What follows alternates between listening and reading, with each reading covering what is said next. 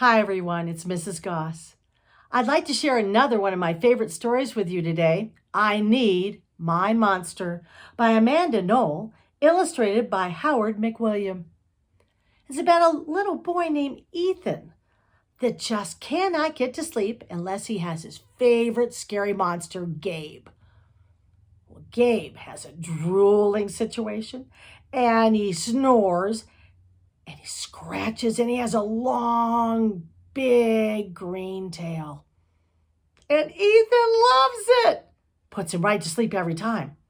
Problem is, Gabe went fishing for a couple of days and Ethan doesn't have a monster to help him go to sleep. What's he going to do? Find out by listening to I Need My Monster. Reading Rocks with Mrs. Goss and Rapunzel.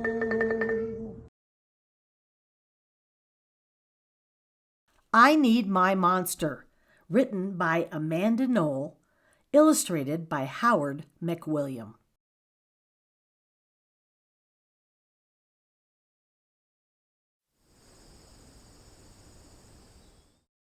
Tonight, when I looked under the bed for my monster, I found this note instead.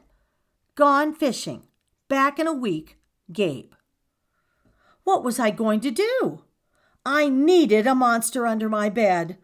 How was I supposed to get to sleep if my monster was gone? I tried to sleep, but it wasn't the same without Gabe. I missed his ragged breathing, his nose whistling, the scrabbling of his uncut claws. How would I ever get to sleep without Gabe's familiar scary noises and his spooky green ooze? It was no use. Gabe would be gone for a week, and I just had to have a monster. I climbed quietly out of my bed so my parents wouldn't hear me. Grown-ups have some strange ideas about monsters under beds. I knocked on the floorboards, then scrambled back under my covers. I waited nervously. Would a new monster appear? What would he be like? Would his snorting be as cheerful as Gabe's? When I heard some creaking under my bed, I knew that the substitute monster had arrived. "Good evening," said a low, breathy voice. "My name is Herbert, and I will be your monster for the evening." "Herbert? What kind of name is that for a monster? You don't sound scary at all. Have you ever scared a kid before?" "Well, no, but I have read all the best books on the topic." "Do you have long teeth and scratchy claws?" I asked. "No, but I have an overbite, and I'm a mouth breather. Listen."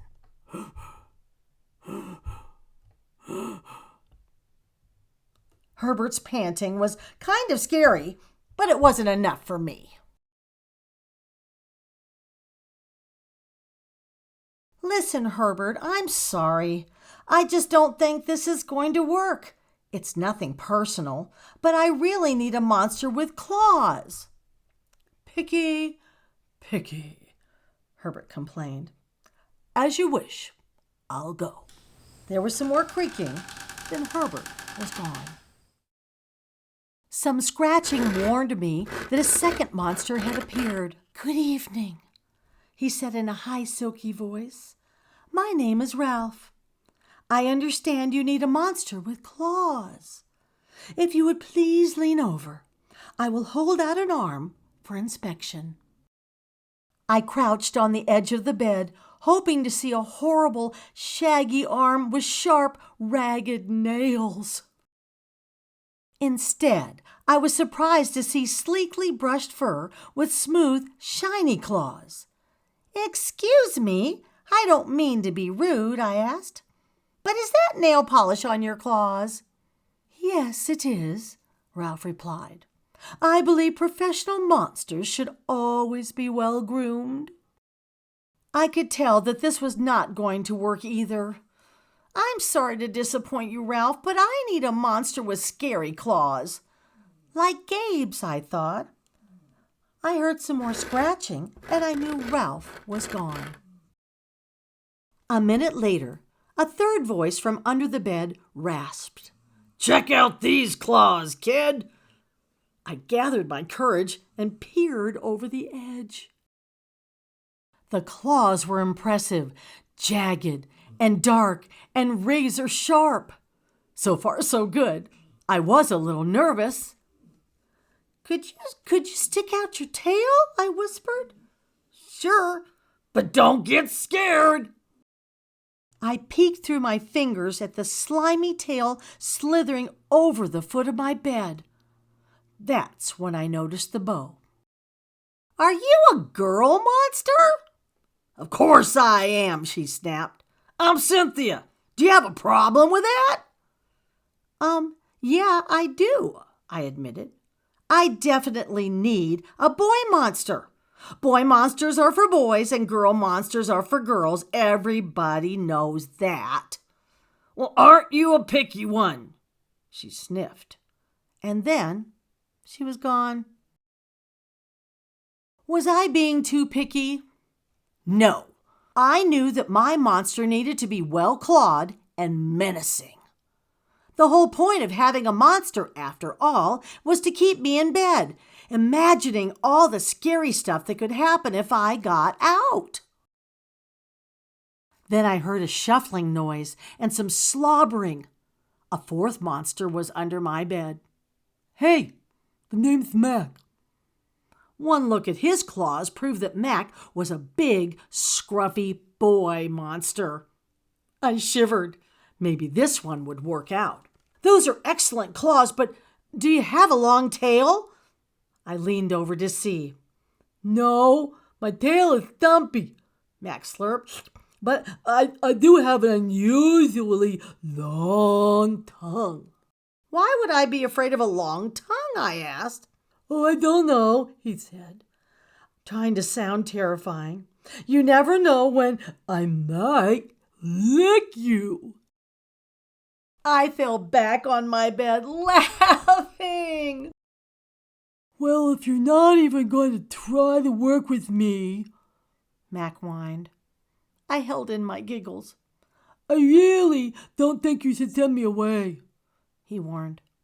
"Kids who reject 5 monsters in one night—" "I did not reject 5 monsters tonight," I interrupted. "My regular monster went fishing." "Fishing? Maybe he just left because you're so picky. Fine, I'm out of here, but I wouldn't expect another monster tonight if I were you." How was I ever going to get to sleep without my monster? I was surprised to hear more creaking under the bed. Loud creaking with scratching. I thought no more monsters were going to appear tonight," I said. "Sorry I'm late, kid." Whew, it was Gabe. "I thought I would enjoy fishing, but it didn't," he explained. "Those fish scare too easily. No challenge at all.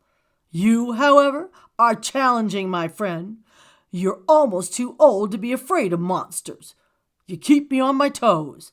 Ah, toes, a delicious snack. The bed quivered as Gabe's stomach rumbled with hunger. "Now, if you don't mind, I'd like to start the evening with an ominous puddle of drool." I peeked over the edge of the bed. Green ooze spread soundlessly from underneath. Then the bed trembled as Gabe unfurled his spiked tail. He was daring me to guess where he might pop up.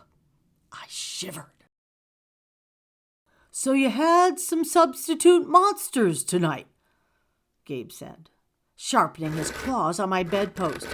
"Were you scared?" Then Gabe started tapping.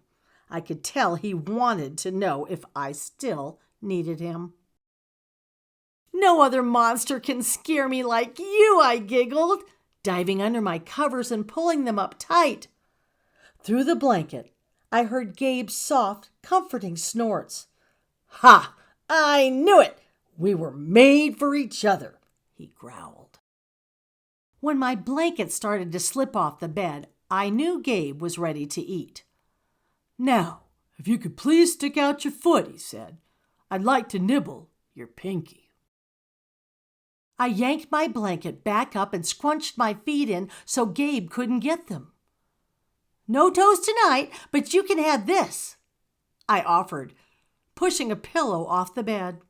I didn't even hear it hit the floor. Gabe was back. The ooze was perfect. Everything was back to normal. I shivered again.